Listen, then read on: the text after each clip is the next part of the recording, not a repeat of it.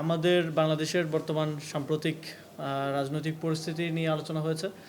আজকে আমাদের ইউএস অ্যাম্বাসেডরের নেতৃত্বে ইউএস অ্যাম্বাসির একটা ডেলিগেশনের সাথে পার্টি অফিসে একটা সৌজন্য সাক্ষাৎ ছিল। আমাদের পার্টির আহ্বায়ক উপস্থিত ছিলেন, আমি সহ আমাদের এখানে আন্তর্জাতিক সেলের অন্যান্য সদস্যবৃন্দ উপস্থিত ছিলেন। আমাদের মূলত এটা মোর অফ এ সৌজন্য কার্টেসি ভিজিট আমাদের পার্টি অফিসে। এর আগেও ইউএস অ্যাম্বাসির পলিটিক্যাল সেক্রেটারি আমাদের পার্টি অফিসে ভিজিট করেছেন এবং আমাদের সাথে বিভিন্ন বিষয় নিয়ে আলোচনা করেছেন। আজকে আমাদের বাংলাদেশের বর্তমান সাম্প্রতিক রাজনৈতিক পরিস্থিতি নিয়ে আলোচনা হয়েছে এবং আমাদের কিছু ইউএসের সাথে বাংলাদেশের সম্পর্ক নিয়ে কিছু রিভিউ, যেটা চলে আসছে এই সম্পর্ক দীর্ঘদিনের রিভিউ হয়েছে এবং আমাদের যেই রিফর্ম ইনিশিয়েটিভ, যেটা আপনারা জানেন যে রিফর্ম নিয়ে এখন আমাদের দল সংসদে এবং সংসদের বাইরে আমরা কাজ করছি। যেই গণভোটে জনগণ যে রায় দিয়েছে সেটা বাস্তবায়নের জন্য একটা বেটার ডেমোক্রেটিক কান্ট্রি হিসেবে একটা নতুন বাংলাদেশ বিনির্মাণের জন্য আমরা কাজ করছি।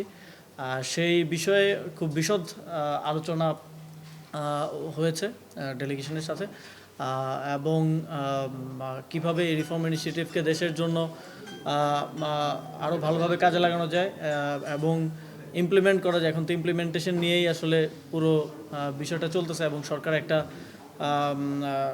সংবিধান সংশোধন কমিটিও করেছে, যেখানে বিরোধী দল এবং আমরা অংশগ্রহণ করি নাই। তো সব কিছু মিলে এই বিষয়ে আলোচনা হয়েছে।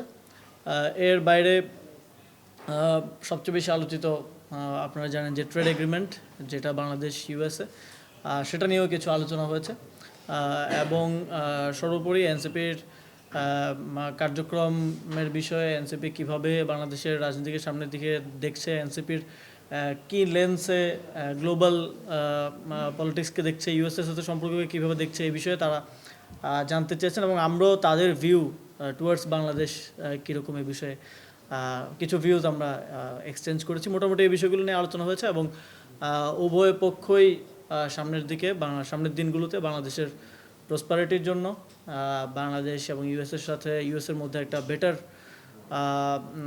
ডিপ্লোম্যাটিক রিলেশনের বিষয় এবং বাংলাদেশকে বা আমাদের দিক থেকে বিশেষ করে বাংলাদেশকে কীভাবে এই সাউথ এশিয়ার একটা strong economic and strong country হিসেবে গড়ে তোলা যায়, এ বিষয়ে আমাদের মধ্যে বিস্তারিত আলাপ আলোচনা হয়েছে এবং আমরা সামনের দিনেও আমাদের